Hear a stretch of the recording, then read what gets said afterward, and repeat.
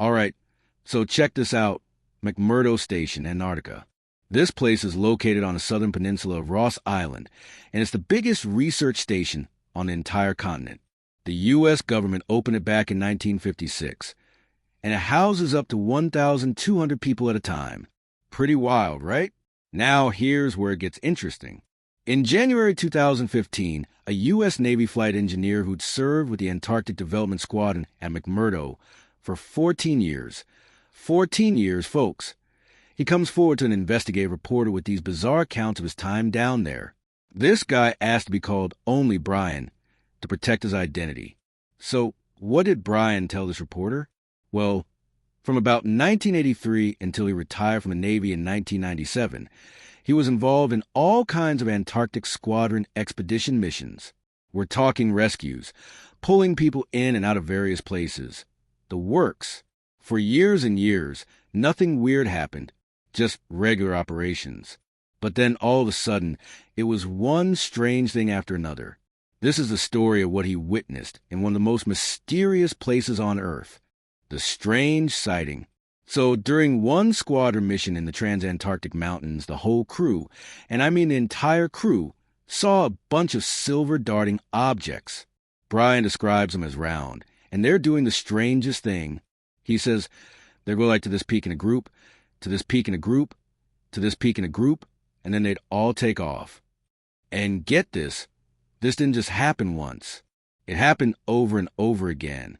The crew's watching these things zip around from mountain peak to mountain peak, and then suddenly they all take off together. According to Brian, this was just one of many strange mysteries on the continent that he witnessed during his time there, the Forbidden Hole. But that's not even the wildest part. Not long after the silver objects incident, the crew gets an assignment. There's a medical emergency somewhere on the continent. They're under the gun now. The clock is ticking, and they've got to move fast. A decision gets made. They're going to the no-fly zone because it's a medical emergency. Lives are on the line. And what do they see while they're flying through this restricted area?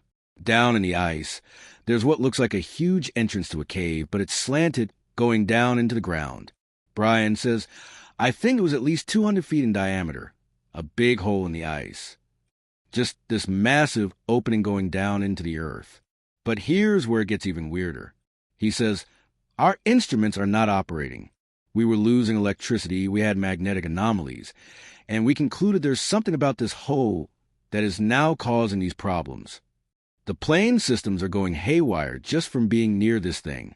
They managed to complete their medical recovery mission and get the person who needed help. But the next thing they know, they're all being chewed out, and I mean seriously reprimanded, by men in suits who aren't from McMurdo Station. These guys appear to be from Washington, D.C., the federal government level. And as Brian said, they told us that we are never, ever fly over that hole, and we are never to discuss it again. Just like that. Case closed. Don't ask questions. Forget what you saw. So what's that about? Why would government officials fly all the way down to Antarctica just to tell a flight crew to keep quiet about a hole in the ice? And does this have anything to do with all these other pieces of evidence that keep emerging, rumors and reports suggesting there might be something archaeological down in Antarctica? Something ancient that's been hidden under the ice for thousands of years? Now, here's the thing. According to people who study these mysteries, this wasn't the first time a massive hole has been spotted in the ice of Antarctica. The famous polar explorer Admiral Richard Byrd allegedly reported seeing a massive entrance to an underground world during his 1947 expedition to the South Pole. Yeah, 1947, way before Brian's experience. Admiral Byrd made a lot of unusual statements, allegedly talking about a large opening at the South Pole that went deep inside the Earth. And get this, he said it was ice-free and inhabited by various sorts of beings. Not humans. Other beings. When Byrd got back to the United States, he was brought back to Washington where he was questioned very heavily about his statements. Real intense questioning. And allegedly, he was told to stop talking about this. Just shut up and don't mention it again. The bigger question. So you have to wonder, is the South Pole some kind of extraterrestrial entry zone?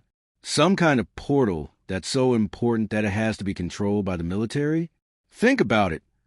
Why else would there be no-fly zones in the middle of Antarctica? Why would government officials from Washington fly all the way down there to silence a Navy flight crew?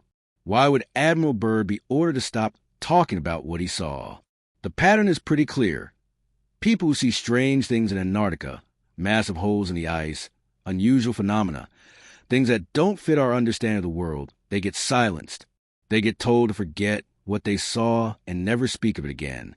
That's been happening for decades, from Admiral Byrd in 1947 all the way to Brian's experience in the 1990s. And it's not just one or two isolated incidents. Brian mentioned that after the silver object sighting, it was one thing after another. Multiple strange occurrences, multiple mysteries, and all of them in the same general area, the Antarctic continent, one of the most remote and least explored places on Earth. The continuing mystery. What's really down there? Why are these no-fly zones enforced so strictly? What could possibly be so important that the government would send officials from Washington, D.C., all the way to Antarctica just to intimidate a flight crew into silence? Some researchers believe there might be ancient structures buried under the ice, remnants of civilizations that existed before recorded history. Others think there could be entrances to underground systems, possibly even entire underground worlds. And then there are those who believe that Antarctica serves as some kind of extraterrestrial base or portal, a place where beings from other worlds can enter and exit our planet away from prying eyes. Whatever the truth is, one thing's for sure. The official story we're told about Antarctica, that it's just a frozen wasteland used for scientific research, doesn't explain the experiences of people like Brian and Admiral Byrd. It doesn't explain the strict no-fly zones, the government intimidation, the decades of secrecy surrounding certain areas of the continent. And maybe that's the point. Maybe whatever is down there in Antarctica is so significant, so world-changing, that those in power have decided the public isn't ready to know about it. Or maybe they just want to keep it for themselves. Whatever it is. So there you have it, the strange mysteries of Antarctica. From silver darting objects in the transantarctic mountains to massive holes in the ice that cause magnetic anomalies and electrical failures. From Admiral Byrd's 1947 claims about an ice-free opening inhabited by strange beings to Brian's 1990s encounter with government officials who ordered him to never speak about what he saw. The pattern of secrecy, intimidation, and official silence around Antarctica has been consistent for decades. And as long as that secrecy continues, people are going to keep asking, what's really down there? What are they hiding?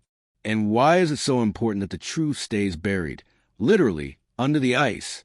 One thing certain, Antarctica holds secrets. Big ones. And those secrets are being protected by the highest levels of government. The question is, when will we finally learn the truth?